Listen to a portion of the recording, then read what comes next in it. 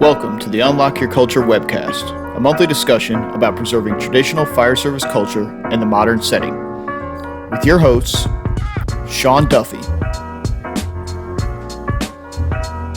Pablo Jenner, John Hayowick, and Mark Alone. We hope you enjoy the show. Welcome everybody to episode number 9 of the Unlock Your Culture webcast. We're here tonight with Insurrection Fire Training out of Michigan, and we are going to talk all things culture, training, and some form of rebellion. We're going to put a little twist on that at the end, I think. So I thank everybody that joined us live. I think we were talking before we started. We've matched like our max registration from past episodes. So as always, I am your host, Mark Alone. My cohorts are running late as usual. So that's kind of a new theme. Yep, they're called out. It's official. It's recorded. They're called out. So Duffy will be stopping in. He had a family commitment. Hayowick, I believe, is in the same boat, and I believe Pablo as well. So luckily I'm here. You're stuck with me. And so I'm going to turn it over now to our guests. They're going to be a good time. That's all I can tell you. So, gentlemen, you figure out how you want to address this, but give us a little intro, a little background, pitch yourselves, your company, whatever you want to do. Go ahead, JT. Oh, all right. Start with me. JT Donovan. 19 years with my department. I'm currently a captain. Right now, single engine company with a hazmat. We just lost our truck due to construction, so got a lot of interesting changes going on.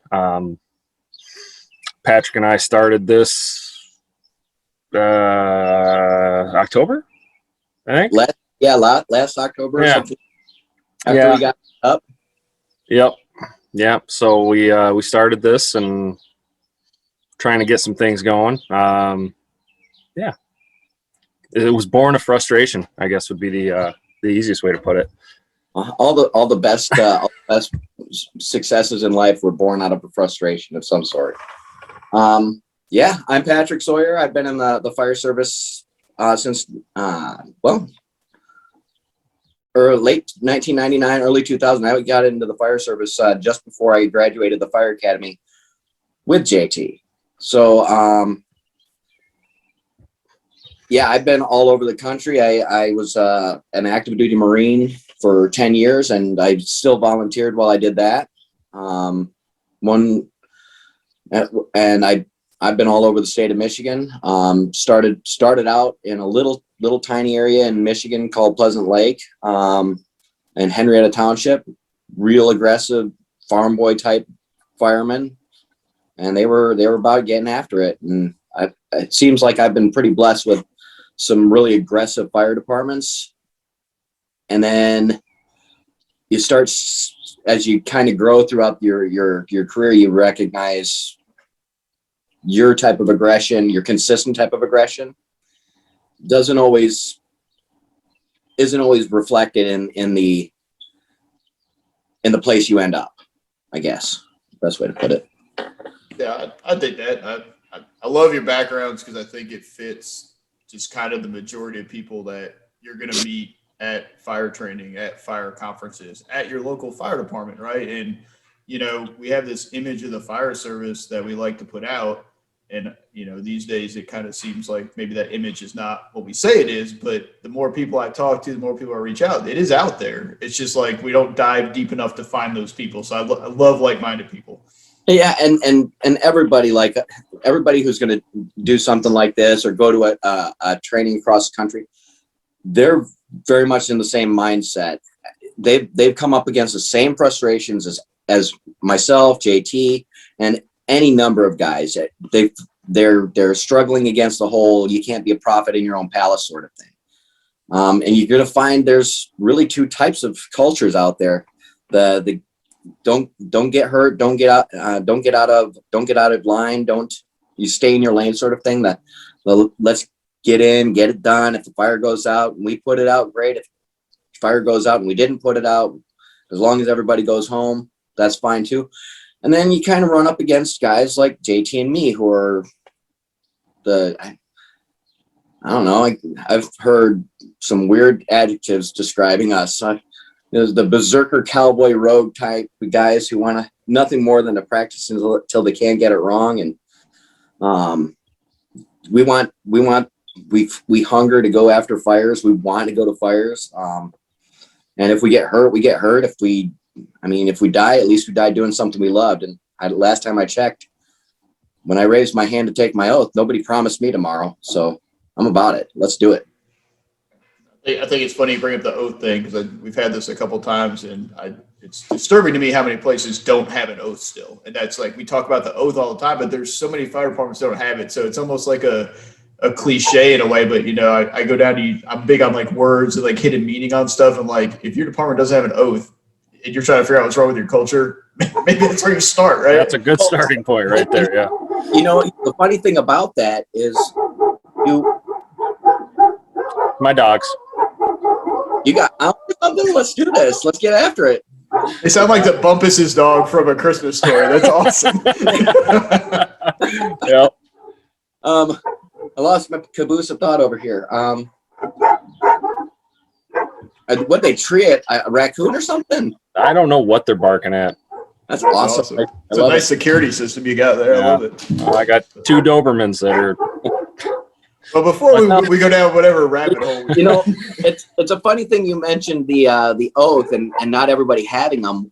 We looked at our oath the other day. As a matter of fact, it's the most generic thing you ever. They picked that one up at Oaths Are Us. the Gauls catalog from '98. Yeah. Yes, absolutely. The funny thing about oaths is everybody got into this job for pretty similar reasons. They wanted the adrenaline, they wanted to fight fire, they wanted to make a difference, they wanted to be part of something bigger than themselves. At the end of the day, baby boy, baby girl, that's your oath. When you got into it, that was the oath you were taking. I'm going to join the fire department because I want to do this. I want to make a difference. I want to help people. I want to save somebody's life one day. You just made a promise to yourself. That's all an oath is. I've taken the oath of enlistment multiple times. I've taken the oath to be a firefighter several times as well.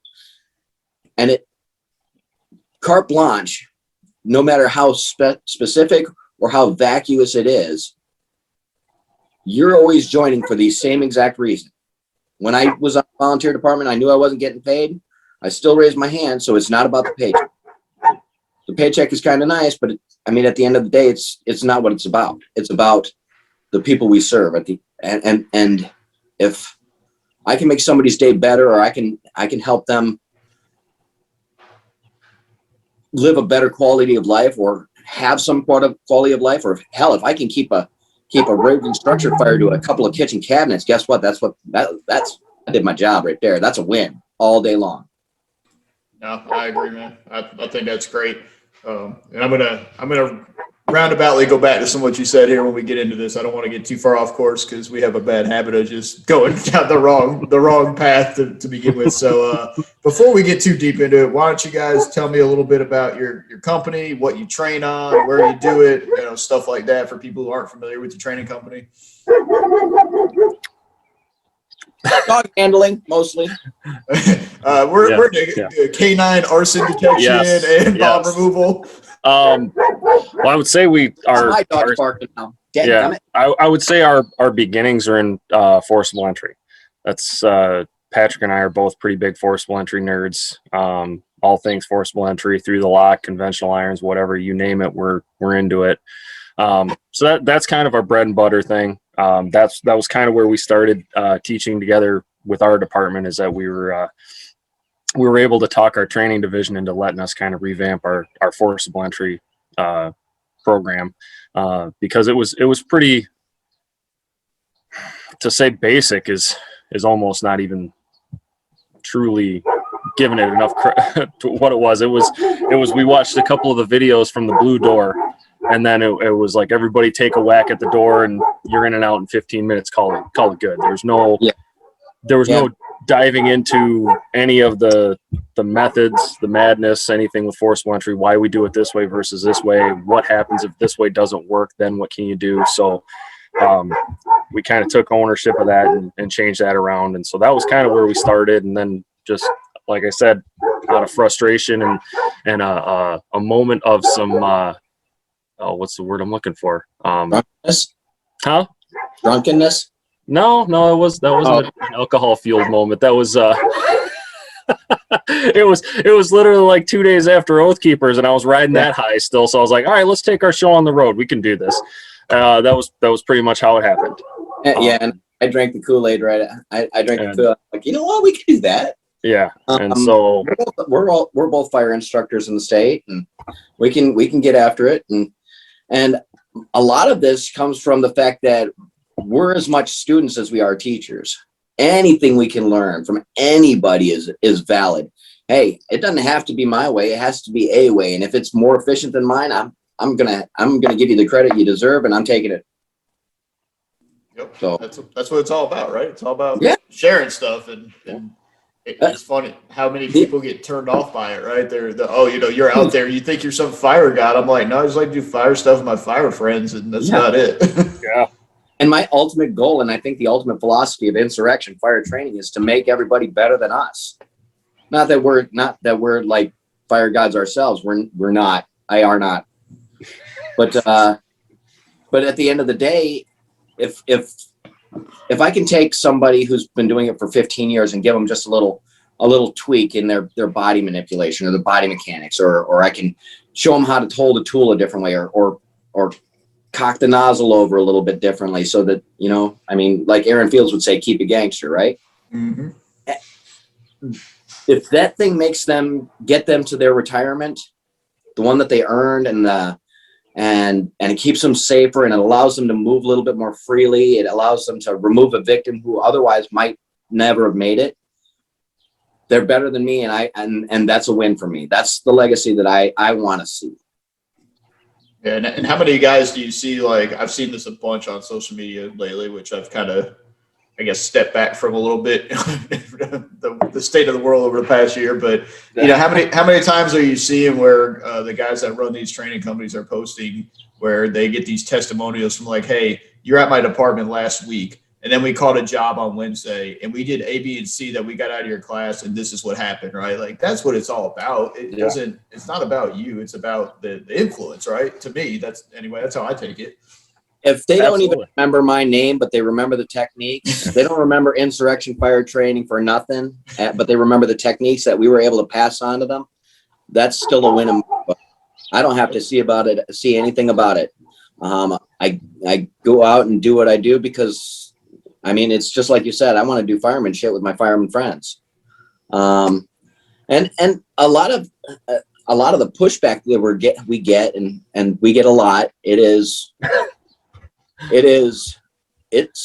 can truly affect you, but you kind of have to look yourself in the mirror and say, okay, well, I'm going to hold my oath, and everybody hates a cowboy until it's time to saddle up and do cowboy shit. Yeah, that's right. It's kind of a good segue into so let me ask you guys, what do you see while you're out there? Because, obviously this is a culture show. So what do you see as far as the departments you go to? It doesn't have to be around you.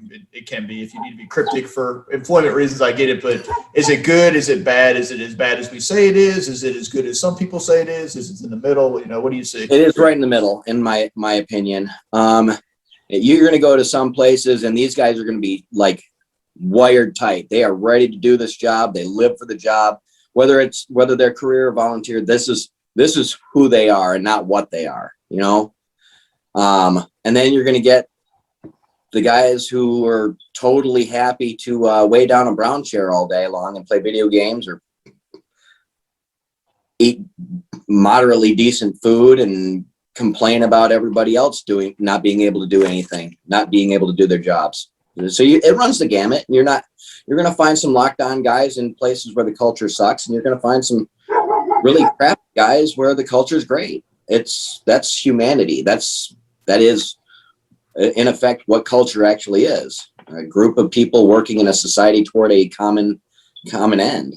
Yep, I agree, and I think it's funny. I do in my classes. I talk a lot about balance and being in the middle ground, because I don't know if it's society or social media or just the way we've gotten as a culture, as a whole, as people. It's just everybody's on the poles, everybody's on the extremes. And like you said, I mean, how many, even in the worst culture, there's a pocket of good people, right? There's people trying to push it forward. Even in the best culture, there's people that are not satisfied with it. There's the person that, oh, we got a $10 an hour raise. Well, why wasn't it 20? You know, like there's always going to be that extreme. And so my frustration with the fire service right now, and it's going to kind of lead us into where I want to take this with you two, is that we're so focused on the extremes, and it's all the fit and agenda in a lot of ways. And even, you know, I'll probably take flack for saying this, but even a lot of the heavy hitters, right? Like their brand depends on this one extreme or the other of the fire service. And when reality, most of us are operating in the very middle ground of it. And, you know, without totally monopolizing everything, JT, hint, hint. You're the talker. That's all right. Because I can't. I see the balance between this training group here, right? You're face of the company. Yeah, you're the mouth. I'm the face. That's awesome. I could do some amazing things with this. He silenced it right there. It worked. If I had a heart and a soul, that would have gone straight to the quick. I lack both. You know what? I don't know what. Nothing in firefighting is branch specific, and the sooner an instructor gets away from that sort of, hey, this is Patrick Sawyer's, this is Insurrection's way of moving a hose line, or this is Insurrection's way of forcing a door, or this is Insurrection's way of. It's not about Insurrection showing you Insurrection's way. It's about finding ways that you can use your tools to the best of your ability to make a grab, to prioritize everything that's within your purview on a fire ground, whether it's, hey, I'm rolling up one deep on a tanker and I'm the only guy that's going to be here for the next 5 minutes. Well, what the heck can I get done? There's still tactical things that need to happen throughout that fire, whether you're a single guy on a pulling up on a rural tanker on a barn fire, or if you're on a 5-man ladder company in some major city. The tactical the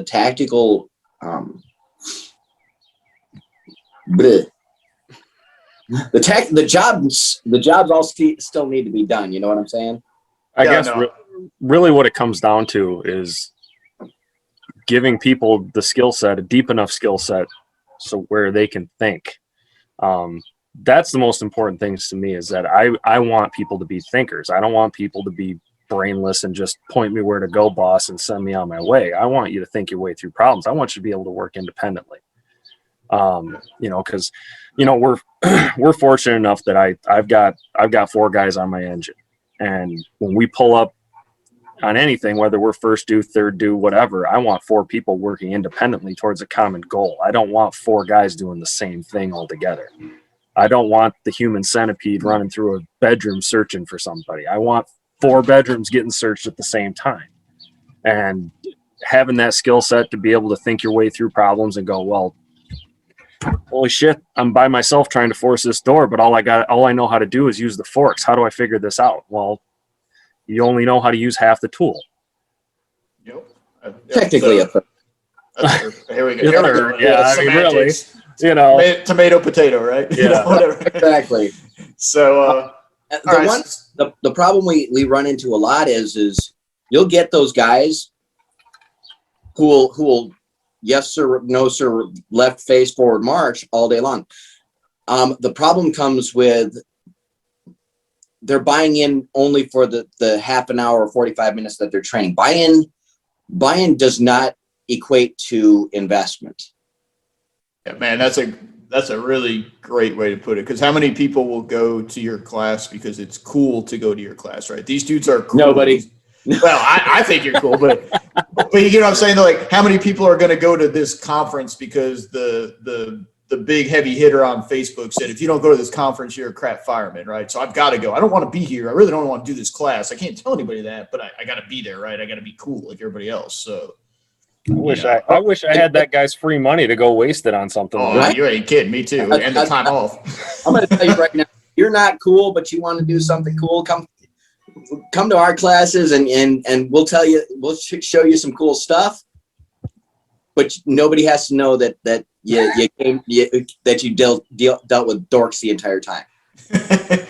So I say that to say this, and I'm going to pick on you guys a little bit here. I don't mean to catch you off guard. I think I warned you, but so your name of your company intrigues me because again, I'm a nerd, as we discussed before we started. Right, I like words. I write a lot, so I'm all in the synonym guy. I like words that mean other words. So when I look at insurrection, right, it's got violence to it, right? That's the whole point of it, right? We are violently opposed to mediocrity. We are violently opposed to allowing the lowest common denominator to set the standard for us and for the people around us. And we welcome a violent upheaval in not only the culture of that department, but in your own mindset for training. Flip the entire thing upside down and say, well, this hasn't been working for me. I'm out of shape and I don't know what the heck I'm doing. And I'm afraid people are going to find out that I don't like. Flip all that out in your head and that's your start point. And see, I love this. And so I'm going to drop this. I'm going to throw this hand grenade in here and then I'm just going to let it rock. And Duffy's here. So he's going to jump on after I say this and have his 2 cents. But, I came up with the name for your episode is, resurrection through insurrection. Right. And because what I see right now in the fire service is that the message is to be rogue, to be rebellious, to be a renegade. And I get it for the reasons you just stated, right? But I think at some point we stopped there. There's no end game. So do you guys think that in the fire service right now, it's more about we just want to be rebels and we're going to prolong that cause because it makes us feel good about ourselves? No, absolutely not. The end game is turning the American Fire Service into when I say the United States Marine Corps, you're thinking the fiercest fighting human beings on earth. I don't care if they're man, woman, they're all green. And they're all mean as hell. Some have longer hair, some have short hair, and they all go for the throat. Okay? That in and of itself is a culture. Okay? It is a warrior culture. And it's a self-perpetuating circle. And it was built through 241 years now. Well, the American Fire Service is just as old. And our culture the Marine Corps culture has stayed the same throughout its entire existence. Point me in the direction of the bad guys, boss, and we're going to go do bad things to bad people. Okay. Well, the American Fire Service has gone from solely exterior. We're going to knock down chimneys and we're going to stop the spread of the fire into somebody else. We're going to go in there and get with our bed wrenches and we're going to unscrew all their beds. And then we're going to save the important parts, right? To we're going in for you. Okay, so that's how far we've come from 1774 to today. So what we're not seeing, what we didn't see coming was the regression to I think it's okay if we sit outside and maybe push over some chimneys. We've regressed in a lot of ways. There's still those aggressive guys out there, but they're missing the entire point. It all starts with why you got into it. Okay. So the end game is to turn the fire service into an elite culture of service-minded warriors, capable, committed, and dedicated to the lives of somebody else.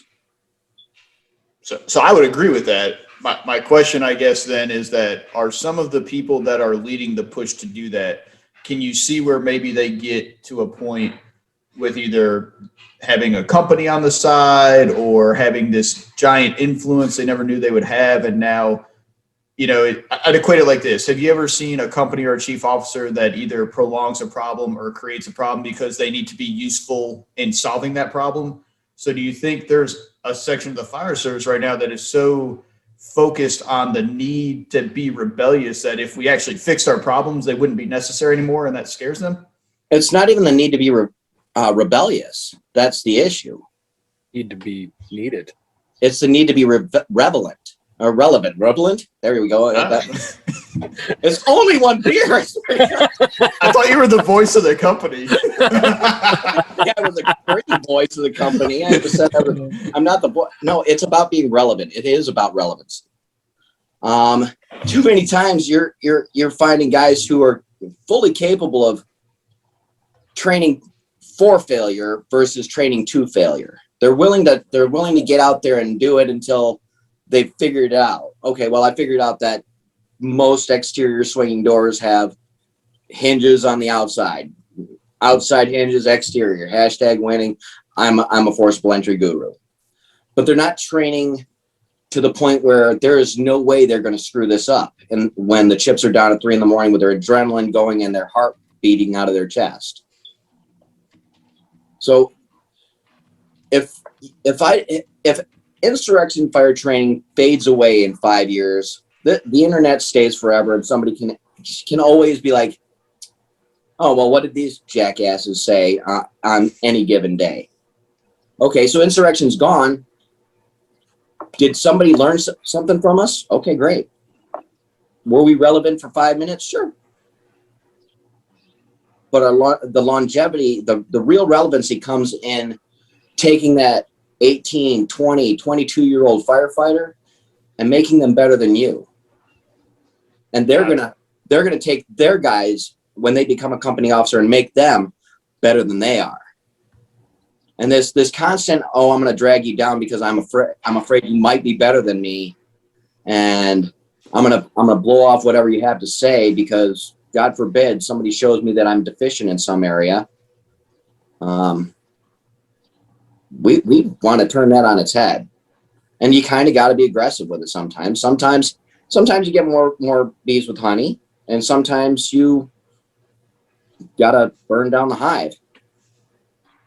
See, I would say that to me, like if you're in this space, right, of education and training and things like that, success in the end, the big end game of success is actually to be irrelevant, right? That nobody needs to hear your message on culture. Nobody needs to bring outside training to train a department, right? So to me, that's success. I said in every one of my classes, like, I hope there's a day I don't have to teach this class. I enjoy the people I've met, the networking, the traveling I've done, getting to go see people's fire departments, getting to talk to them. But, you know, my gosh, we're talking about the fire service here, and we have people teaching culture to fire departments when you just talked about our rich history and tradition, that it should be unnecessary, right? So I'm gonna let Duffy jump in here real quick because I see him formulating over there. Oh, and if I don't let him go now, he's gonna like be like the Ace Ventura where he goes and then he just lets it all out. No, man, it's all good stuff, you know, and everybody's points are absolutely valid.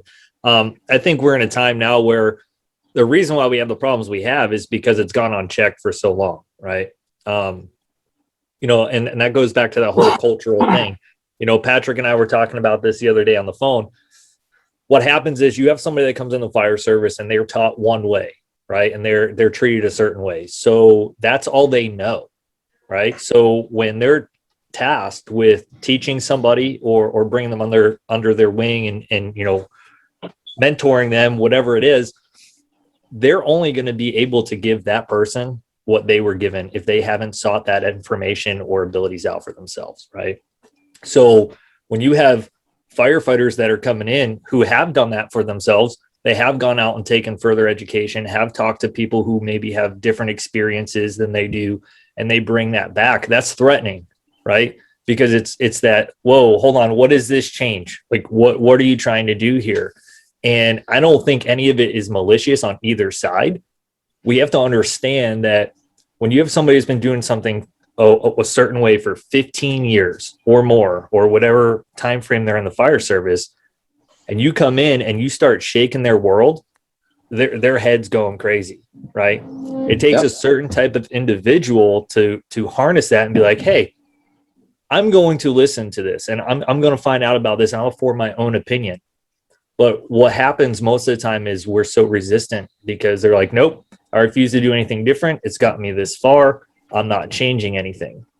You kind of nailed it, Sean, right there. The worst thing you can hear is why should we change? It's worked for us so far. Yeah, absolutely. And the thing is, like, so I have this pet peeve, right? this word change. And Mark and I, we've touched on this several times already, is we're not changing anything. We're just enhancing what we already know how to do. I like to think that we're all good at certain levels of this job, right? Some people have skills that maybe we don't have yet, or they have experiences that we have yet to acquire. So we have to learn how to mold those things together and enhance our service and our abilities together, right? And that requires both sides, the really hungry, aggressive people and their approach of this doesn't work, we need to change it, here's why, here's all the statistics, and the old guard who may not have those information, to sit down with a level head and talk about what is it that we have to do and how do we have to get there to be better as an organization. It's not about one person over the other or certain cliques and groups. It's about us as a fire service, right? Yep. So if we look back to why we're here to run calls. This is what we do, right? Nobody's forcing you to stay here. Chief John Dixon says that nobody issued you a draft card. If you're that miserable and you don't want this anymore, leave. It's literally that simple. Nobody's holding your hand. But if you still are passionate about this and you still care and you want to deliver this to somebody, right, when in their time of need, when they call 911, then we owe it to ourselves and everybody else we work with to sit down and have these open-minded conversations. And you know what? We can disagree, but we have to keep it professional. At the end of that conversation, we still have to settle on a middle ground of what's going to work and advance our abilities from there. Yeah. Well, you kind of touched on something that, well, I should say you sparked a thought. You made mention that change is kind of the bad word in the fire service. Anybody who's trying to, and we'll quote you there, make change, they're looking at the instant gratification of, okay, I got new tools on the engine. That's the change that they wanted. Ultimately, yeah, why did those new tools get on the engine? What's their purpose? Exactly.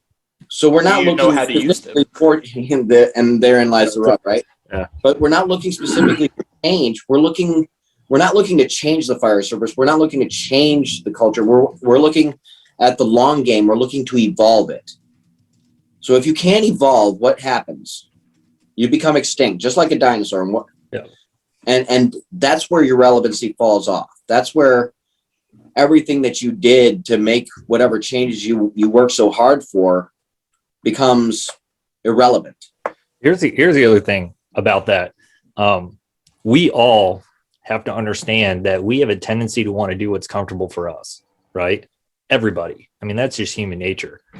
If we're after the end result of providing a better quality of service, or being a better person, or being a better firefighter, whatever that the issue is, we have to also understand that we may have to do some things that are unpleasurable for us, right? I mean, that's part of the process. You may not like everything you have to do, but it may be necessary for the mission, right? And I think that's where a lot of people fail to realize it. And that's where our divide comes in, is they don't want to do it because either they're deficient in a skill, they don't want people to know, right? They're embarrassed about that because they have time on the job and this person who has got less time than them does something better. It's that uncomfortable feeling when they're put in that position. And that's where I think people try to shy away from. But what we have now is we have a whole mess of guys that are coming into the job that love being uncomfortable. That's their whole purpose of, hey, make me as uncomfortable as I can be, because my motive is to be comfortable being uncomfortable, because that's the only way that I'm going to get better, right? And that's the mindset that we have to wind up like trying to instill into other people. And that's tough. I mean, nobody likes to hear they're deficient in something. Nobody likes to hear that the way they were taught how to do something may not be the correct way anymore, right? And let's be honest. How many people are still in as good a shape now as they are when they got hired, right? So there's all these limitations, and people rather argue for their own limitations and realize there really is none, right? There isn't. You could do whatever you want, right? So we have to, I think, in this end result, we're talking about training and things like that. We have to gear our training, but first, in order to get that training in line with what our objectives are, we have to change our minds. Hey, Rob said he wants to weigh in here real quick. So, Rob, you able to unmute? Yeah, well, I have a point on what Sean just said. It's one thing about making the change, but it's another thing about getting the chiefs and assistant chiefs on board to implement this change. A lot of times, us as firefighters and senior officers, we want to make the change, but we can't get anybody to make the change with us. I would agree, and I will throw this out there just for the sake of defending some of the chiefs. There are great chiefs out there that have the same problem the other way around, where they can't get the firefighters and the company officers to implement it. So it's that is absolutely a two-way street, depending on where you go. And we're going to throw out the dirty word in this case, and that's going to be ego. Rob, you made a hell of a good point. Sometimes the chiefs are really resistant. They're trying to make their mark as much as the junior firefighter is. If we're looking at ego, there are different types of ego for different applications. You got the hard ego, which is the do as I say, and it works sometimes. And it has to, because ultimately there's a rank structure and a hierarchy in the fire service. So you can have an authoritarian on a fire scene saying, go search that window. The problem that we run into, especially nowadays that I'm seeing, is the hit it from the outside. We run into that all the time. Why is that the policy? And why? And even if it isn't the policy, why is that the on-scene policy? How many times have you looked at your SOGs or your AOGs or whatever you might have, and find out that the way your fire scene is working is completely different than how it's written in paper? You've got the aggressive fire department on paper versus the I'm here, showed up on scene. Or the opposite, where you have we're uber safe on paper, but then we have these guys get off the truck and Leroy Jenkins, they're going in the building, right? All right. So in their defense, as long as they're thinking, they're using their brain and they're taking reasonable risks, Leroy Jenkins, baby, get after it. If they're just like, and I think it was Dustin Martinez he's out of Georgia. The difference between Cobb County. Yeah, Job County. Yeah. He said Job County. Job Town. Job Town. Get your class A's ready, boys. We're going to Grab Town. No, what he said, the one thing that he said at Oath Keepers that really struck me was, "Hey, boys, what's the difference between freelancing and foresight?" Outcome. True. What's the difference between freelancing and foresight? And his whole point was not to be stupid about the risks you take, but to understand that you've had so many years of training and so many years of experience that you can pull on to make an educated and take a not a wild risk, but a thoughtful risk in order to make a search or make a grab. He's not.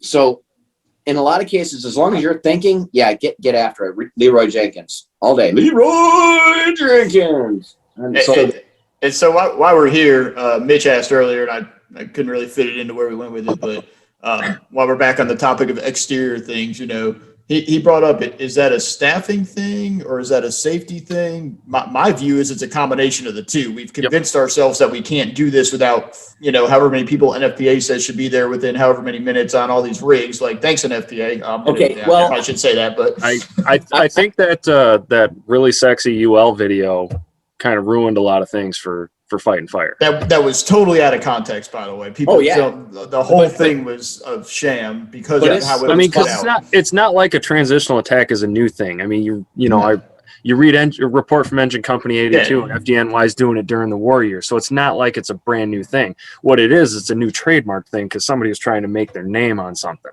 Yeah, they named it something else. And for a department, departments or firemen or officers that either just don't have a skill set, don't have the confidence, or just are flat out just not engaged in the job, the transitional attack became a cop-out because it still looks like you're doing something and, hey, the study says this, and we're doing good. Well, there's good and then there's better. And I mean, is what you're doing better for you or better for them? And if it's not better for them, then you need to switch gears. So while you're there, this goes nicely. Do we have a romantic view of the fire service? Because I think this, and I'm going to say this and it's going to sound horrible, but I think that somewhere along the line, we adopted the public's perception of what we do and we owned it, because I guarantee it, if we burn the block down tomorrow, there's still cupcakes at the fire station. 100%. We bought into our own hype 100%.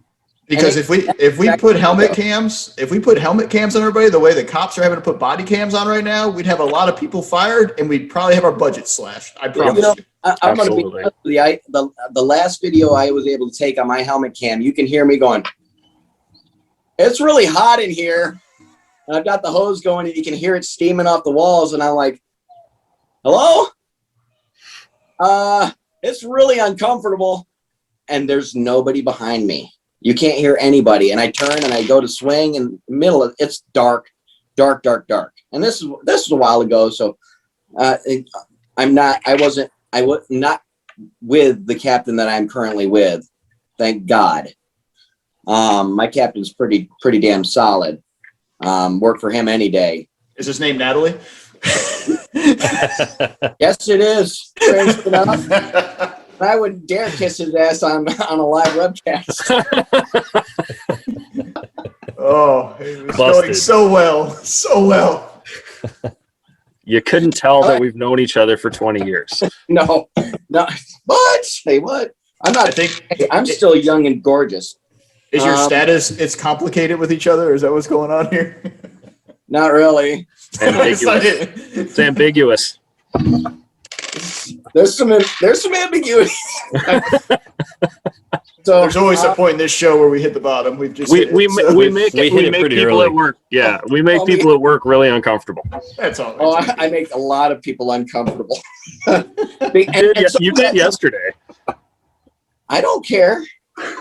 Yeah. So Patrick, it's the voice of reason is chimed in. I'm muting myself. Oh, Dad's here. No, the voice of reason is down here to my right, Mr. John Haywick. That's the voice of reason.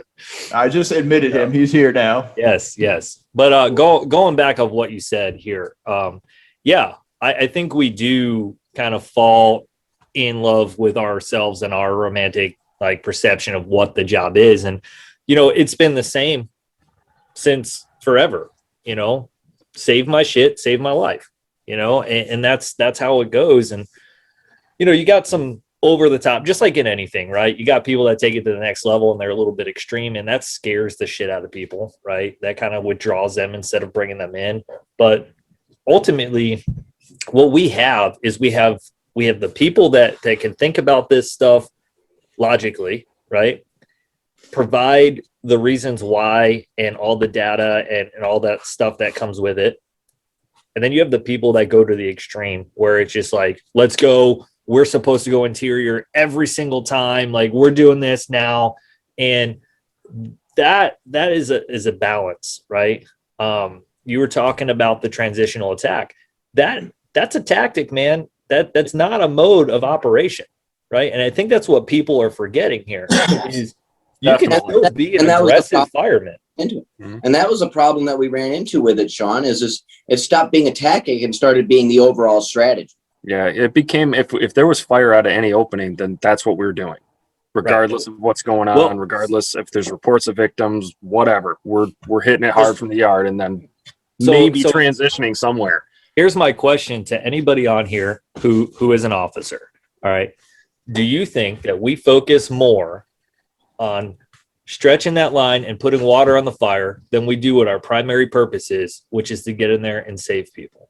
Why do you got to go there? Because the engine guy in me is going to explain to you that the glorious godly work of the engine company makes every problem better, and that we are elite for this reason. We're a couple of engine guys. I mean, hold on a second. I'm a truck guy. You're a chief. Be quiet, chief. Go to the buggy. So I was a truck guy, but I'm gonna throw it out there. Water for the win. Absolutely. Get the water between fire and life, and that's going to do a lot of things for us.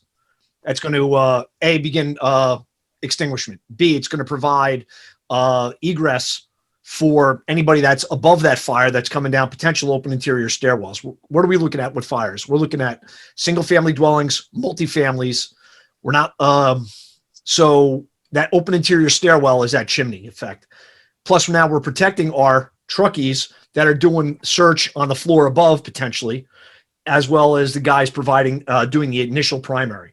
So water's always going to be for the win. Going back to what Patrick was saying before regarding that transitional attack, I think people threw a lot of names with it and put those acronyms, slicers, dicers, whatever it is. And we've been doing this in the fire service for years. You go back to Firefighting Tactics by Clark. You go all the way back to Braithwaite and see the same exact tactic. And we always knock down fire to get in. All right. The only difference is it might not be on the same side that we're making the initial entry on. That was one of the changes that came about with that UL study and stuff. The study of water mapping is huge now, and how the application of the line inside the room is actually hitting. Years ago, they were talking about hitting it straight back, and all that did was drop it straight down and push water out in the hallway. If we had that steep angle right inside that window, not circling it around and training air into it, we were getting better knockdown. That's part of the UL and the NIST studies. I was just fortunate enough to get back from, I was down at Command Officers Boot Camp down in Pensacola, and Ray McCormick's down there. If anybody's going to the Water on Fire conference, they're actually bringing the UL NIST water mapping, I want to call it a machine, or that they used from the UL and NIST studies down to the Water on the Fire conference in August down there. I think Nick Martin said it best, and forgive me because I'm probably going to slaughter what he put so eloquently, but right, there's two modes of operation, offensive and defensive, right? And the transition is between modes. If you're planning on going inside, it's offensive. If you're not planning on going inside, it's defensive. If defensive knocks the fire down to where you plan on going inside, you transition to offensive. There is no transitional anything, right? And like you guys said, that's where those names come from. But that was the best way it was ever proposed to me, was you have two modes. If you're planning on doing one, that's what mode you're in. No matter whether you're doing it from the outside and the inside, it doesn't matter. So I'll add on to that, Mark. I personally have two different modes, and it goes like this for me. It's real simple. What do I have to do right now? Do I have to remove the victim from the environment, or the environment from the victim? Those are my two questions. And whatever one has to happen right now, that's what I do. I don't believe in this checklist firefighting. Like, let's put the water on the fire first. Let's put search second. That's not what we're there to do. We're there to do what needs to happen immediately, right then and there. And we're looking for windows of opportunity, right? Period. Our modern fire environment is no longer measured in minutes. It's in seconds. I mean, that's fact. So we can overcome so simple, on things, because fire looks big, and that's where we put our focus, and we wind up missing the big picture, right? So it's funny because I pose that question because that is a debate. Search first, fire first. Do this. That's not it. That's where Go together, man. Yeah, they go together, right? Everything on the fire ground that we do should support search effort, right? But at the same time, other things need to happen. Fire attack and ventilation, period. So when you're showing up to these things, going default transitional is probably not needed on every single fire. So if that's your go-to every time, you're missing the point of why we're there, right? It's okay to do things, and we have to understand, like, that transitional thing that we're talking about is meant to be an offensive attack from a defensive position until we could go further, right? That's all that is. Period. Plain and simple. Yeah, you're absolutely right, Sean. And that kind of to kind of segue roughly back into training is, I was pondering this question, and something that we can pose to the floor. I mean, why are we always training to win an overwhelming battle, an overwhelming victory over the fire? And nothing makes me happier than seeing everything get done at the same time. In the perfect world, it all gets done at the same time, as opposed to prioritizing their lives, then the fire, and then everything else that needs to get done. Well, everything's also dictated on staffing, right? Well, I would grant you that. So if I had two guys, there's nothing saying I can't get a VES done. There's nothing saying that I can't pull a line and start my transitional attack while I wait for my upcoming guys. My whole point is we can't always train for the overwhelming victory, but we can train to prioritize the biggest wins in the smallest amount of time. Does that make sense? Or No, I mean, that's what it is. We're targeting areas, whether that be we're targeting areas for fire attack or we're targeting areas for search. That's what we're doing. That's our whole reason why we do size ups and things like that, right? Like we target our question to be answered is, where do I do my first things? And then the next question is, how do I do those things? So I want to jump in on that. Circumstances dictate actions, right? We've got to look at what's happening. And Sean, you just said this, and I'm just pretty much just beating the dead horse on this point. But if we can get water on it first, that's great. If we're able to get search going first and then as the line's coming in, that's great. If we're able to do it simultaneously, that's even better. It all depends upon what you have with what you're presented with. If you roll up with an engine and a truck at the same time, boom, you're able to go and do what you got to do. Get that going. If you show up with just an engine, and you know what? Depends upon the manpower, right? We'll talk about that. If you want to throw that caveat in there, what are you showing up with? You showing up with 4? You showing up with 3? Can you split that crew? Can you send 2 for search and another one for stretching the line in? How about searching off the line? I think every one of us here has been on a hand line and done a search off a hand line as you're making the push. I see Patrick smiling big time. What's going on? well, Chief, I'm a huge proponent of that. That's our default setting. Yeah, I Right? generally. And if you come across somebody, you get them out. Yeah, Yeah. you missed the beginning What?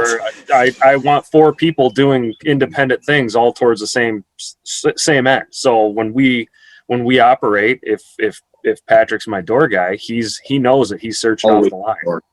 I'm always guy. And if he's a door Yesterday. guy, he's checking behind the door, Yeah. and he's hooking his foot and Yeah, using your tool. Yeah, Right? the first Doesn't mean thing that the I'm door doing- guy doesn't have to have a tool. Yeah, you're absolutely right, Chief. The first thing I'm doing is doing my 10% search.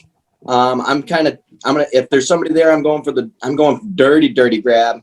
And then I'm getting once they're out and I can pass them off, or I might be doing CPR while they make the push.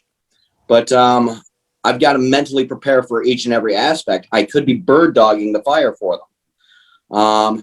Once the nozzle, we call her the nozzle baby. She's almost constant. She's constantly on the nozzle. She loves being on the nozzle. I like being on the nozzle too, but I like going off the line and getting shit done. But the cap, as long as we can hear each other, and as far as I'm concerned, as long as I have a radio, he can hear me, I can hear him. We're in voice contact.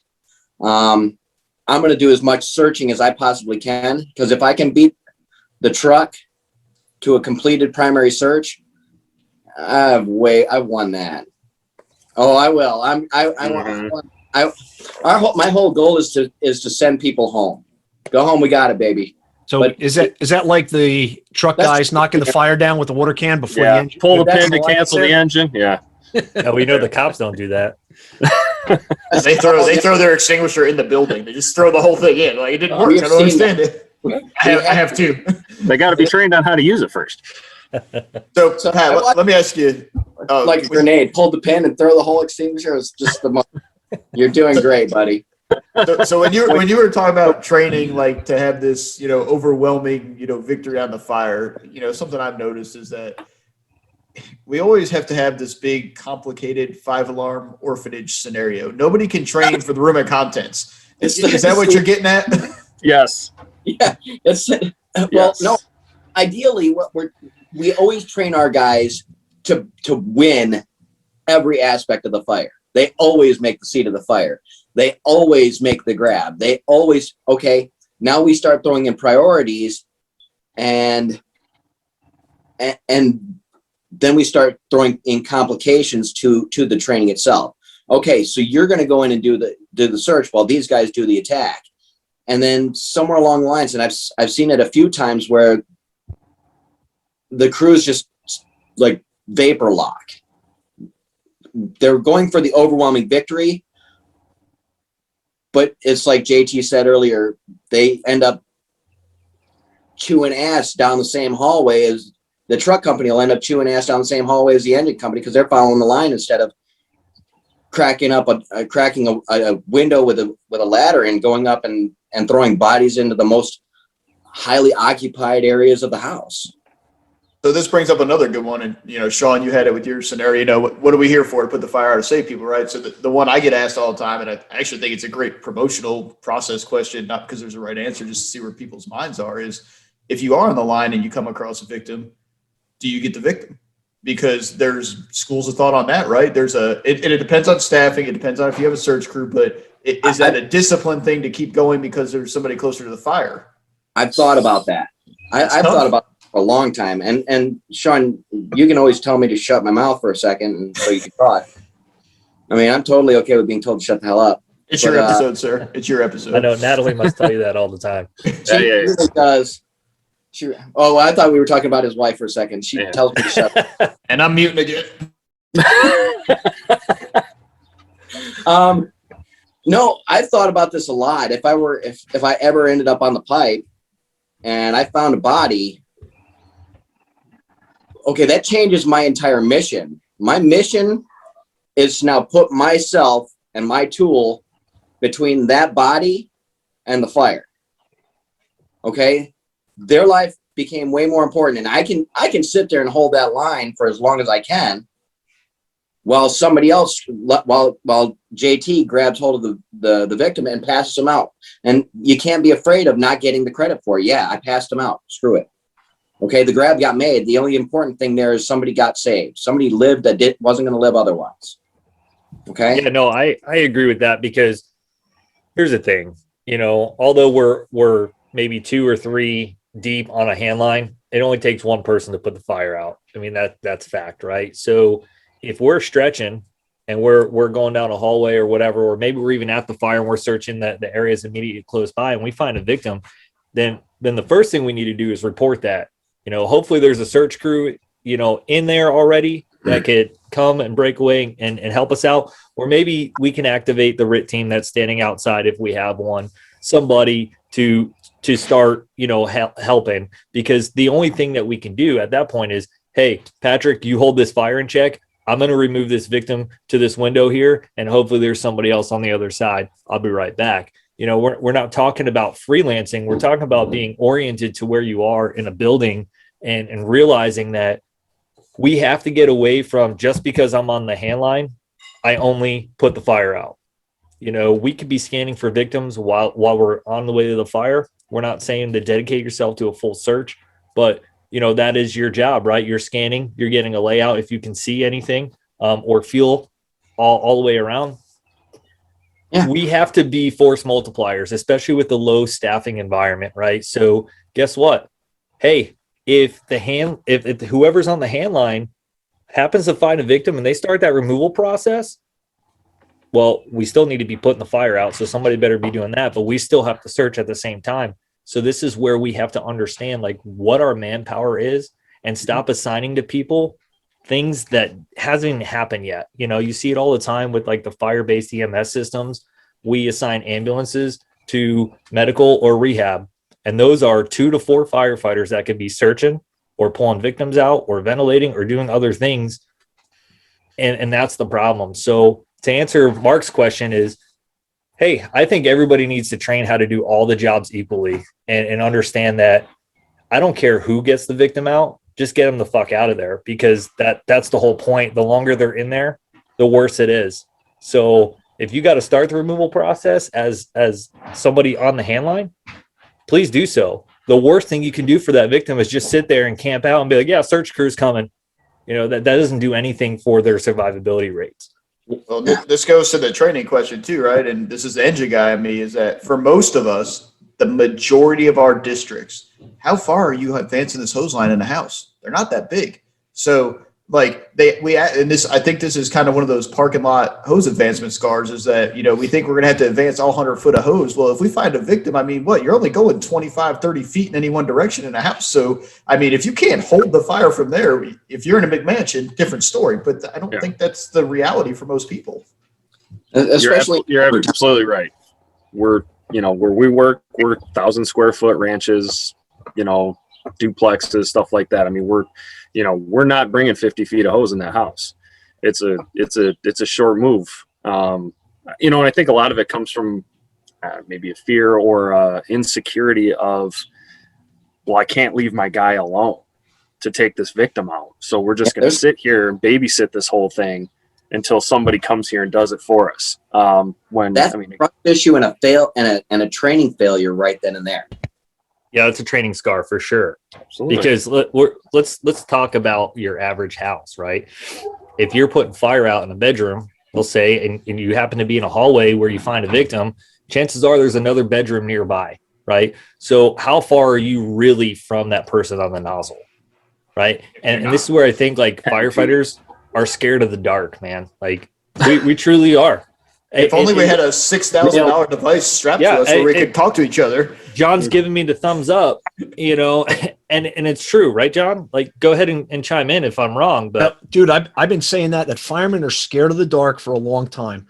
In experiencing the Kill a Flashover program that Andy Starnes is running with the thermal imaging cameras, right? Right now, there shouldn't be any excuse why a fire department does not have a thermal imaging camera at this time, at least on each apparatus.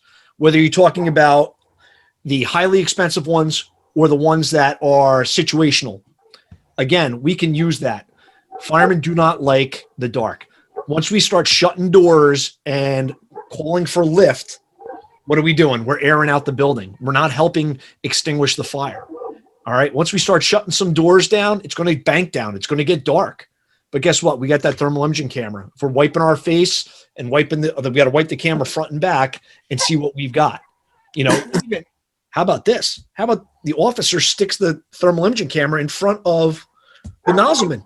Hit it here. This is what we got going on. This is nothing new that KTF has definitely been talking about, the Kill a Flashover program project. But it's one of these things that have been evolving. If you see me with my hand like this, because I'm going gangster with the pistol grip. If you take a look, Andy Starnes, exactly. Actually, I'm going to throw John Dixon the bone because he called it gangster grip. You turn it sideways, you're going to get that whole hallway perspective. You do it this way, now you're going to have to go top, bottom. You go gangster with it, you're going to see the top, you're going to see the bottom. So now, and what were we taught at first? Not doing a thermal imaging lecture, but we were told hit the high first. What did that do? That put us into low sensitivity mode. Boom, we're going to miss that victim down low potentially because you're not there. We got to start scanning low, then go high, because now you're in high sensitivity for the longest amount of time. Yeah, so again, firemen are scared of the dark. But that's a training scar, though. That's a training scar from the fire academy where you were told to grab your buddy's pant leg and don't ever let him go because you're going to die if you lose contact with each other. Choo-choo train, right? Oh my God. Human centipede.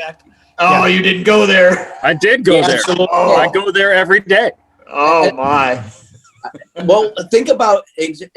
You're searching the exact. It's just like you said. You're munching somebody's ass, and you're. So casual.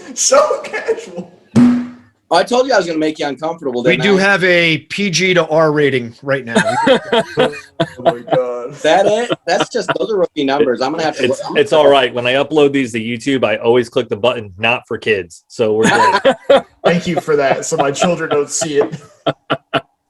Yeah. Well, hey, I'm as guilty of it as anybody before I found out about, oh gosh, I can actually come off this line. I don't need to be here. I can be searching, or I can be doing something else. I can be doing something productive instead of sitting here and going, hey, what are the truck guys doing? Truck guys don't have hoses. So they're bouncing all over there anyway.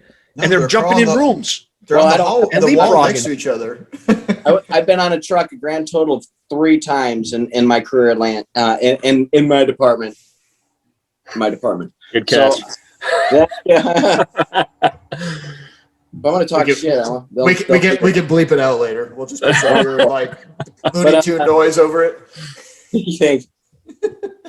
But yeah, I've been on a truck grand total of 3 times. Once we ended up, the first time we caught a defensive fire, and I was a brand new boot ass probie. The second time I literally did nothing except watch a captain and an engineer hype each other up the entire time they were riding down the road to a washer fire. And the third time was last week. Yeah. And that was rather interesting. That was interesting. It's a good thing the engine saved the day on that one. Oh, Oh, kiss Lord. my ass. Oh Lord. Hey, it's all about competition. That's what the fire service was born in. Hey, last time I checked, that guy didn't need rescuing. He wanted rescuing. Mine needed rescuing. I'm just saying. He smelled like he needed rescuing. Well, I think he might have smelled like that before, buddy.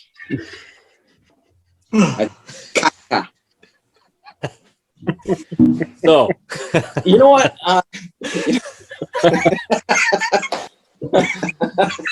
oh man. Oh, So, always something, Patrick.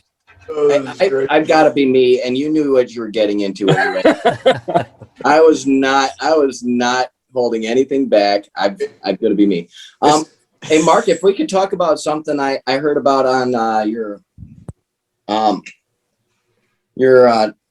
webcast with Corley Moore about the passion pyramid. Sure. I love that, by the way. And we talked about it was really hot. No pun intended. I was thinking about that. I think the passion pyramid is a good start, especially if you're your own fire starter. What if we turn that into a self-perpetuating fire, something that you couldn't throw a wet blanket or throw water on? I mean, I think of a magnesium fire when you're talking about your own personal passion, and obviously you can tell I'm a very passionate guy, especially when it comes to training and going to fires. I love going to fires. I love popping doors. I love all that stuff, right? It's one thing to say, oh, I'm going to go to this conference and I'm going to throw a little wood on the fire. No, mine is a magnesium fire. Throw water on me. I really want you to try and put me out because I'm just going to explode all over the place. And at some point you have to look at yourself and be that self. You got to find that self-actualization when it comes to your own passion. So I think the problem is, and I think everybody here has experienced it, and I won't even call it a problem. I'll just say the complication is that there's ebbs and flows to everybody's passion. And I think what a lot of people find is that when they're one of the few that are passionate in their organization, when their flow is down, there's nobody there to lift them up. And then as that continues on, those ebbs and flows, the pattern changes, right? It's like they go into AFib almost, right? You're down more than you're up kind of thing. So, well, that's why I'm friends with people like Sean and JT and no, for sure. But I think in your own organization, though, I think, and that's the trouble, is that while social media has united us and, going to these conferences has united us, when you go back to your own department, if it's not there, I think that's very hard for people to do. And so that brings me to a question I had wrote down from earlier that I want to kick to both of you is, do you think that, segue, beautiful. Do you think that people maybe get in that point where they I don't care if I ever go to another fire type thing, or they're just kind of withdrawn because they get put under the microscope for speaking up, because they're judged so much more. So they're almost scared to put themselves out there, not because, they're cowards, but almost because they've been down that road so many times. They're just sick of banging their head against the wall. And it's just easier to say, okay, fine, whatever. I think in a lot of cases that is the case. Okay. But not that it's a good excuse. I'm just saying, I think people struggle with how they get there. It can be reasonably understood that would happen to somebody's morale. It could take a dump 5 years down the road, 10 years down the road. Hell, you could be that 23-year-old or 23-year salty dude with salt and pepper mustache and a single eyebrow, and just be like, whatever. I tried my best. I gave everything I had to this department, and they all they do is talk shit. Okay. On the other side, if you spent your entire career every time they threw water on you, you got hotter and brighter and showed them exactly where they were going wrong or where you thought you could take them. And then you took that same passion and you brought it to somebody else. And then they took that passion. Ultimately, yeah, I see that, Rob. But you can take that passion and turn it into it stops being that I'm going to throw wood on the fire, and it turns into that molten metal, that magnesium fire. It's almost impossible to smother unless you're willing to pay a whole lot of money to kill it. You can't kill that kind of self-feeding fire. Go ahead, Chief. I want to jump on this. I've been accused of having some passion too for the job and for Accused. for everything else. Identified, not accused. Identified. Yes, I'm identified as having passion. We've seen in the fire service having to apologize for that passion, right? Yeah. You feel like you get like, why you like this? Well, why aren't you? You throw that back out and we're like, well, you're into it. I'm like, well, hey, I'm into something. I want to know so much about what can possibly kill me to keep myself and everybody else safe. Why aren't you? And that's why is your life? Let me. I like to ask this question. I will put it back to them like, I don't even have to like you. I just have to be willing to die for you, Chief. So my passion stems from my willingness to give everything, my past, present, and future for your life. Why isn't your passion the same at that same level? Because I'm going to crawl through broken glass, barbed wire, and a mile of dog shit to come get you in a fire. Okay? I don't care how nasty, how dirty, how hot it is. I'm going to come. Nothing's going to stop me. Nothing. Why aren't you willing to do the exact same? All right, so you got me on another segue here, and I'm going to throw you Rabbit this hole one. after rabbit hole after rabbit hole after rabbit. This is basically just a big prairie. We're just chasing prairie chickens. That's all we're doing out here. It's a good time. But so, this is kind of a thought I've had a lot lately, and I don't know if it's just me being on the job for longer, or me figuring out where my, aspirations go. But, how many times do you hear people make fun of people for wanting to go down the admin route, for saying good firemen don't become chief officers, stuff like that? Because my view is that at some point, some fired up dudes are going to have to and ladies, they're going to have to make that transition over, because as long as we keep putting people in admin, I'm not trying to knock any for admin, so don't take this wrong, but as long as people say, oh, well, if they're not good, just get them off the floor. We need good people on both sides of the floor, and for the top to understand the floor at some point. But I just watch people who want to take that path, and it's like the passionate people laugh at them. And why? We need those chiefs. We need those company officers. I could not agree with you more, Mark. I want a fireman's fireman as my chief officer, because he's lived the life.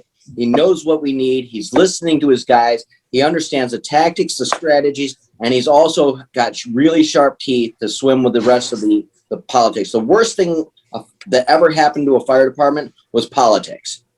For sure. I agree. But it's a reality now, right? And I say this because I'm a person that has all the education and stuff like that, because I saw the writing on the wall when I was young. But the education, that's another thing that gets a bad rap. If you go into it thinking that the education is going to make you better than somebody, yeah, you're wrong. But if you don't see how the education can make you better, then you're blind. So I think we're in that point now, though, where you have enough people in this generation that's coming up where, I think the generation, but a couple generations before us, they ran out there and got it. And whoever got it, they made it up the chain. But now you guys have guys that got both. They want to train, they want to do the job, but they have the education, they have the knowledge, they have the aspiration, they know how to write, they know how to read, they know how to do all these things that you have to be able to do, and they can communicate. The politics, though, is the tough part, because a fireman can't look at City Hall with a straight face and say, yes, sir. You're correct. I love everything about this. Yeah, no, you're absolutely right. And you brought up education. I'm kind of a mixed opinion on education. I see I have a degree, and the only thing I actually really learned from that degree was that I was fully capable of doing the work, and not many people can read English. So let me stop you right there because Sure. I'm with you, right? And to me, it's like the military. It proves that you are disciplined enough to follow through on something, follow a set standard, and affect the result. I was in the military. Well, you're not going to count mine because I was in the Air Force, but I was in the military. So I love the Air Force. they fly you to war. The reason I love the Air Force is when I wanted when I wanted a large area to be dead, that's who I wanted to call. Close air support, man. We do our thing. Warheads on foreheads, baby. But my point is this with that, going back to the education, is that it has the value in education is on that side of the house. It's not going to make you better on the fire ground, but because you know how to write at a different level, you know how to communicate, you understand different points of view, you've been exposed to different cultural things, it makes you better on that side of the house. Because we can tell you that there's like 100 versions of Cinderella. If you didn't know that, I learned that in my education. Where I'll use that, I don't know, but I know that. So, but you're absolutely right, and that's why my opinion isn't so mixed as in don't go out and get your degree, don't go out. No,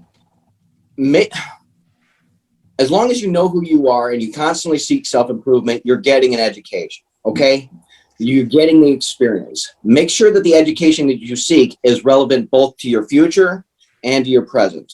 There's no problem in going out and getting your degree in English literature and then going to Oath Keepers next week.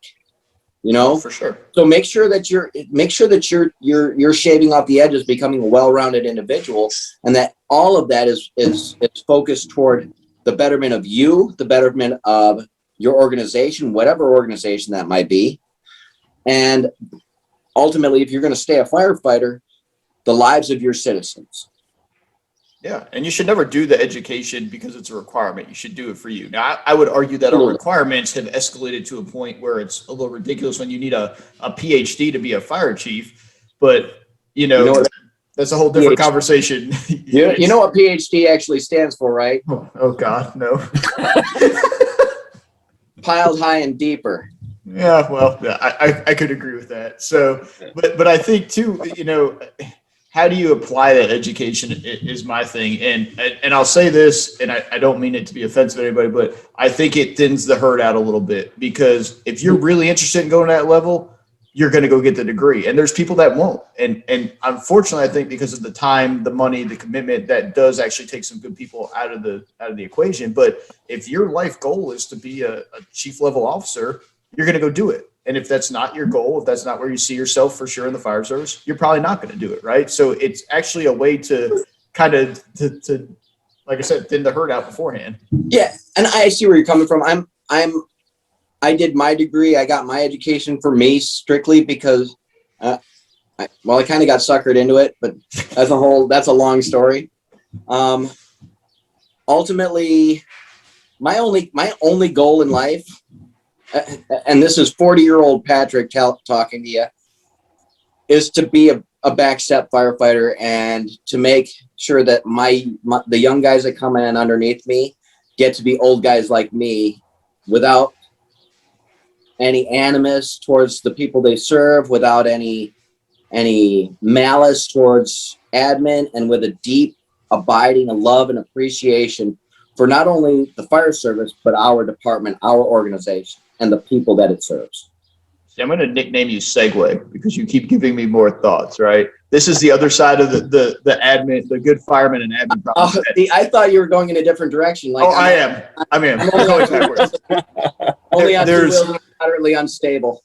There's the other conversation that needs to happen is that there's nothing wrong with riding the step for your whole career. And unfortunately, what happened right now to me, and it's mainly on the career side, the problem is that the pay bands are not conducive to encouraging somebody to be a master of the nozzle position or the backup position for their whole life. And that's where we fail on the career side, is that, if you want more money to raise a family, well, you got to be a lieutenant, you got to be a captain, you got to be a battalion chief. That's ridiculous. And you mentioned that with Corley Moore as well.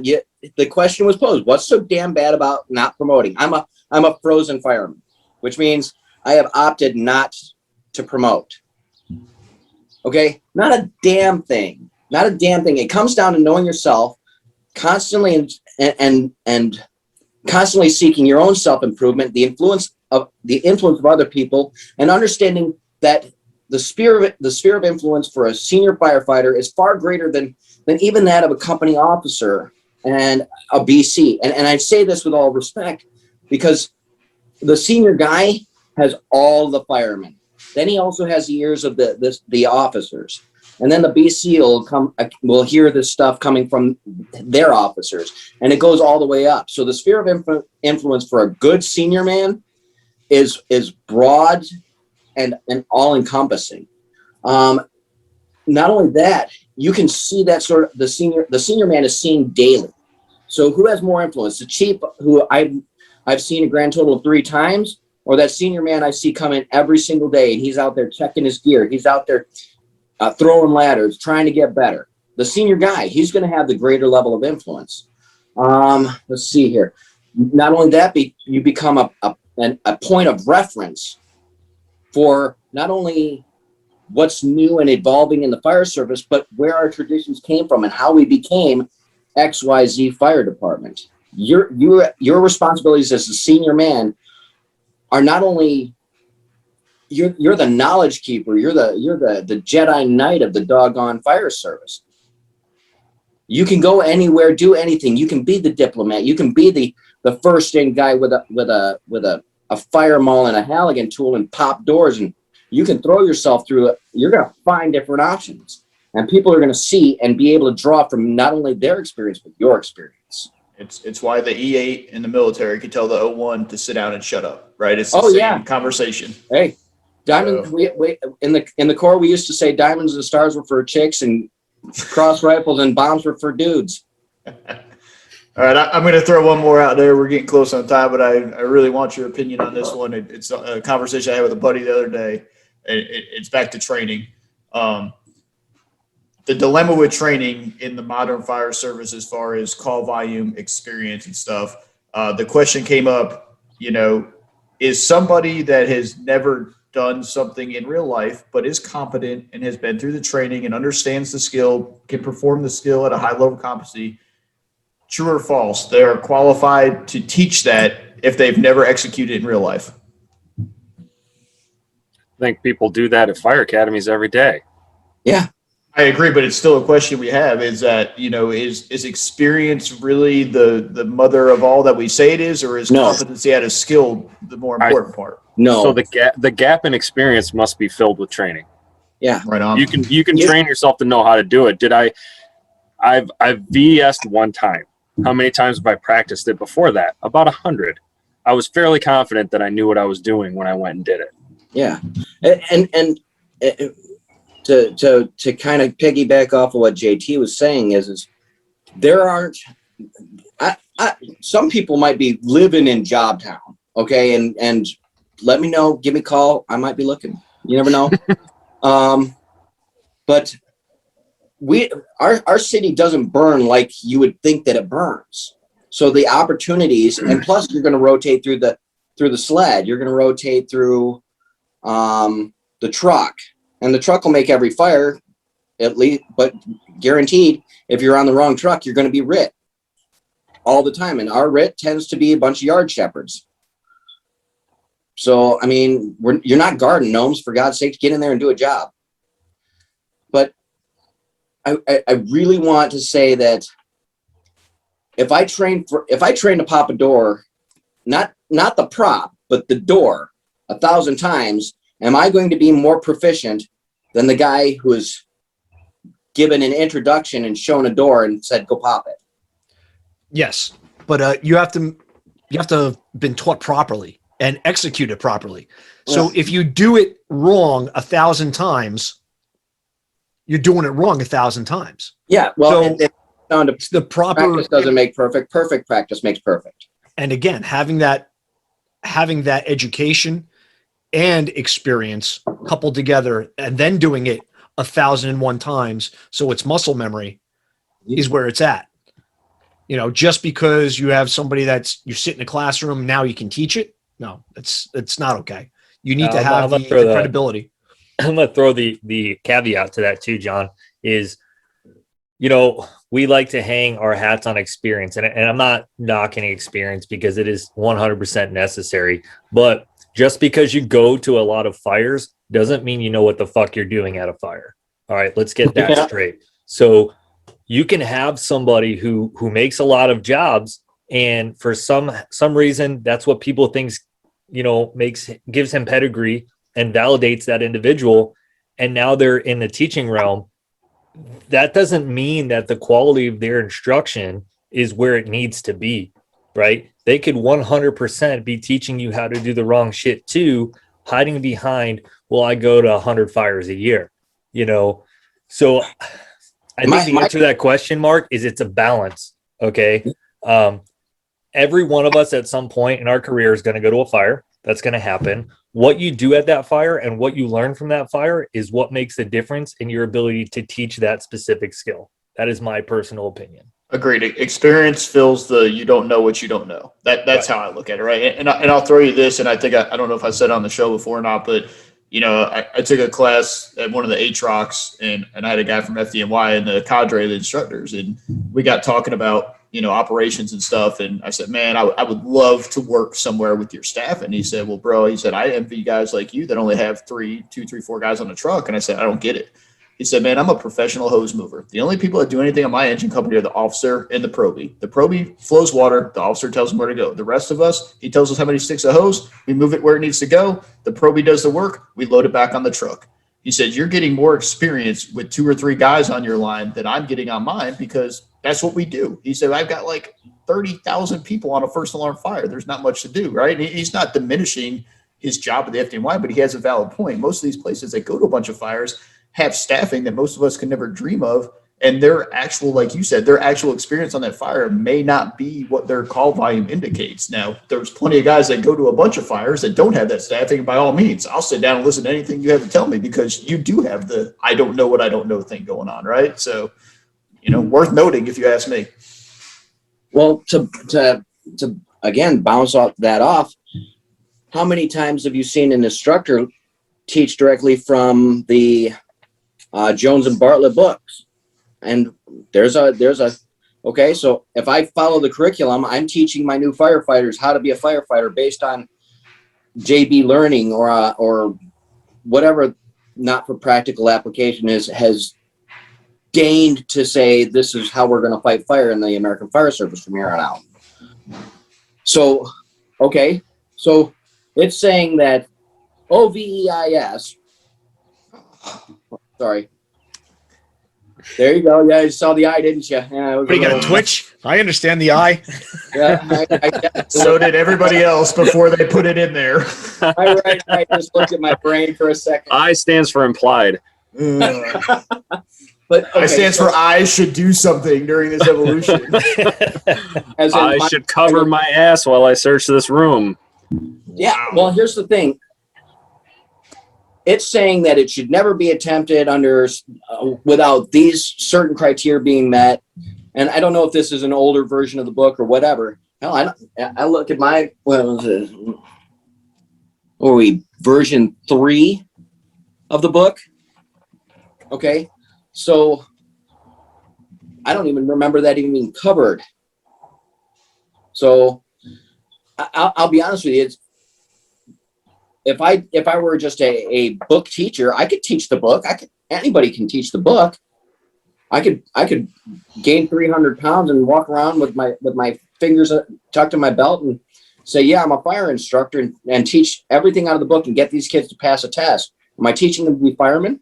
No, I'm not. So it has to be there has to be a good mix of real experience, real focused knowledge, on top of understanding where the book might have some bias or anything like that. Does that make any sense? It does, but it just drives me crazy that we're still at a point in a fire service where, like, we all know that the curriculum is 100% disconnected from the job, and yet we failed to bridge this gap. I can't. It's worse than that. It's worse than that because you bring it up to the publishers and they're like, thank you for dialing JBL Learning. We really appreciate your input. And then they're like, Press 1 for English. sitting there, some dude is sitting there counting his money going, fuck them. And they're like, we press 1 if you'd like to file a complaint. And everybody's pressing 1 1,000 times, but they're not going to do anything about it. They're making too much money the way it is. And so is whoever they're working with. So why change what's already a good racket? I wouldn't. And who's buying it though? We are, right? We're our own worst enemy in this scenario. Well, and I think the curriculums are a big part of where the Me First Fire Service happened. Yeah, right on.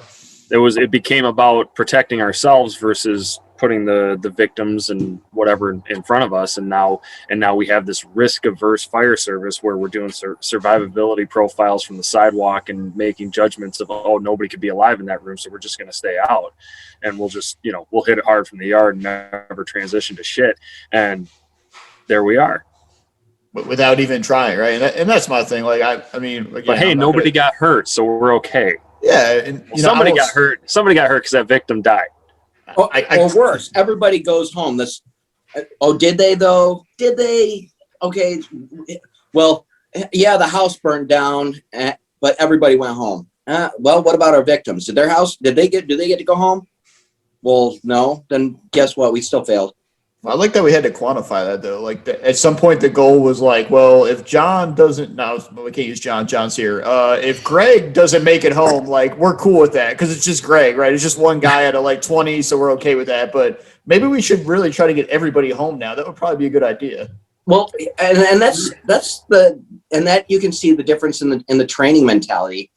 You go to any elite military organization. Now, I are not elite. Okay, I was your standard run I was a combat medic in the Army Reserves, and then I was a Marine. Infantry. No, I wasn't even infantry. Every Marine is in the infantry, sir. Every Marine. Every Marine's a rifleman. Not every Marine eats crayons at the cycler break. Fair enough. So. Oh, the hate mail. We're going to get on this one.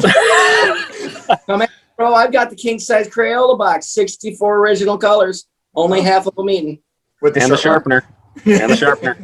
See, the problem with sharpeners is they go right up your nose that way. It's just, now I don't know math. I think part of the problem is I think we've lost the clear expectation that your life isn't guaranteed. I had this talk with my dad a long time ago, and my dad worked on our department. My grandpa worked on our department, so I've got a little bit of pedigree in my department. But my dad told me a long time ago, he said, at some point in your life, you got to look at yourself and accept the fact that you may die doing this job. My dad had cancer.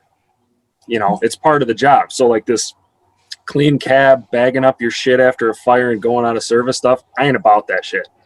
And, if that absolutely takes us right out of the mission.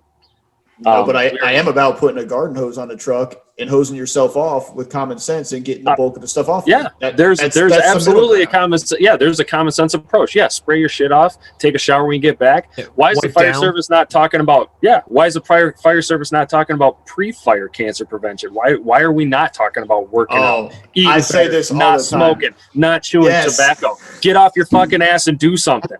We won't talk about that because there's no money to be made for that shit. Guys are making millions of dollars on clean cab rigs and special fancy bags to put your shit in after a fire and hero wipes and all this crap, but we're not talking about getting up and doing something before the fire. He doesn't say much, but when he says it, it's on. It's just everybody sit back and watch. See, I know when to shut my mouth. I saw the face. I saw it. You were like, it's my time to shut up now. Yeah. I got nothing but love. Well, this is a hot topic for me right now. I have a personal investment in the current situation, but yeah. So I'll tell you a story, right? It's a quick story, but I smoked for a long time. I dipped for a long time, and I came home one day and I complained about somebody going into like a BS like food on the stove call without an air pack on, and my wife looked at me and said like, "How are you going to say anything when you're going to throw a dip in your mouth after a fire?" And I was like, "You're right. That was adequate." Right. Like, so, that accountability is much more deep than we realize sometimes. And Memorial Day, that's my quit day. Wish me luck. You don't need luck. You're just going to do it. Yeah, well, I mean, It's hey, gonna- I get it too. I mean, at one point I was pretty close to 300 pounds, Yeah. I just had to get to that point, made a couple of fires and I was like, holy shit, I am a liability. And it was like, I got to do something about that, Right on, man. and comes down to self understanding yourself, knowing yourself, and seeking self-improvement. And here's the worst part is everybody is totally okay with watching you fall by the wayside and letting you be a slug. But the minute you say, you know what, fuck that, I want to be the best guy I can be, and you start making even incremental improvements, now you're even a worse shithead because, oh, you're making us look bad. No, I'm not. You're just not doing anything to make yourself look good. Okay. And to kind of roll back into the whole common sense thing. Well, common sense is not a flower that blooms in everyone's garden.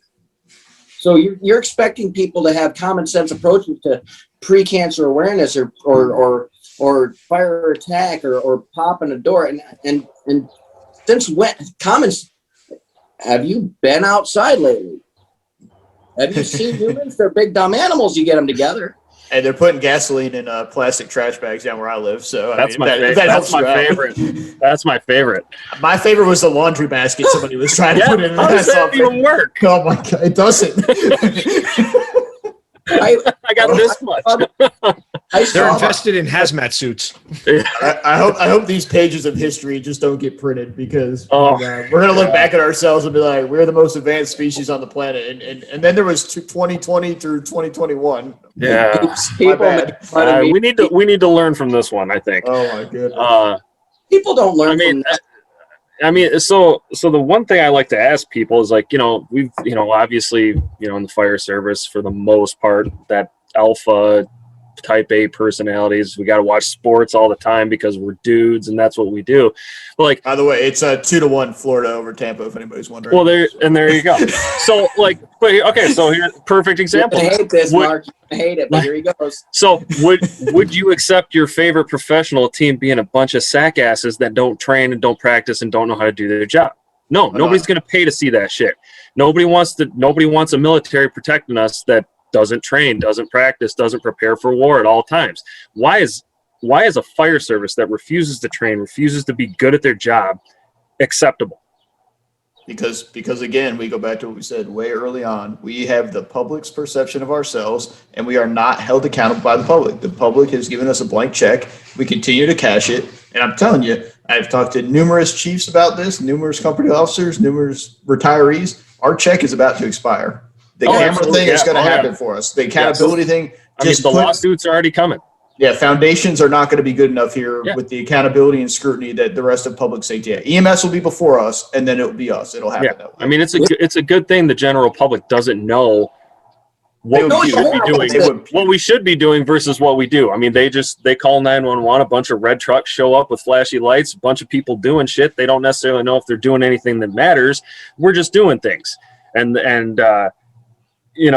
I challenge people to ask, if your house is on fire, would you want your local fire department, since most people don't live in the area that they work, would you want your local fire department acting the way that we act?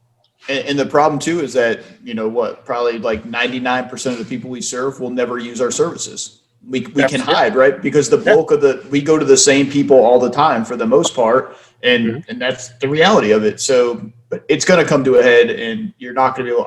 I see over the next decade, I think the scrutiny on us is going to be so uncomfortable. You're going to have a lot of people jump ship, and I think it's going to be a self-correcting thing. We've gotten way too comfortable. We've taken that reputation, and we just ran with it. And, it's kind of like when you get kids on the job now that talk about, I didn't hear run no EMS calls. I'm like, EMS has been a thing since I joined the fire service, and you've been here for 5 minutes. That's the only thing that keeps you in a job, kid. Yeah, right. Like, that's why you're here.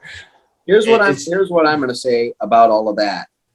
The downfall of the modern firefighter, not the fire department, the modern firefighter, the modern fire instructor is, motherfucker, you bought into your own hype. Mm-hmm. You bought into your own hype, and you believe that you are the hero that they put on a pedestal. No, you're not. I'm not. JT's not. Nobody here is the person that everybody thinks we are. Okay. And it's about damn time we held ourselves to the standard that we said we were going to hold ourselves to. And we got to live up to that, not just when we're on duty, but every goddamn day of our lives. Yep. I couldn't agree with you more. So, I'm all right. sorry to kind of go off the rails a little bit on that, but No, I love it. You should spend a 24-hour shift with us. I'm horrible. I am. Is there like a foreign exchange program where like they can send me and you can send somebody down and we can hang out for like a week or something? They wouldn't like me at your department. No, I'm coming to you. You're staying there. No, you're right. No, you can't come to where I work. I'm going to come to you. They don't like me there either. So, I mean, Yeah. Oh, man. All right. So I used to be red-haired, so but I'm still the stepchild. We're at that point.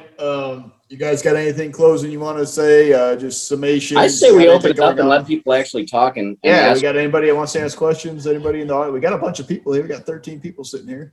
Well, pitter patter, let's get at her. Oh my goodness. Yeah, How close are you to Canada? How close are you to Canada? About an hour and a half. Oh, that's amazing. I'm coming. No. Let's go. I'm about 52 minutes. Yeah, you're closer than I am. Is there a Tim Hortons within 10 minutes of you? That's all I want to know. I'm 20. coming.